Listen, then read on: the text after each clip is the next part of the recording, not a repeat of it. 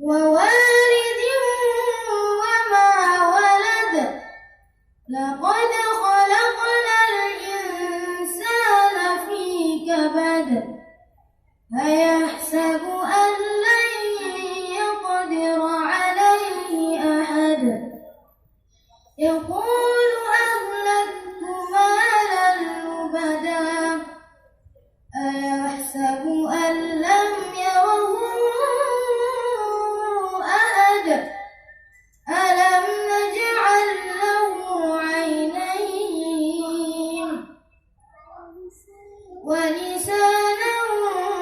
وشفتين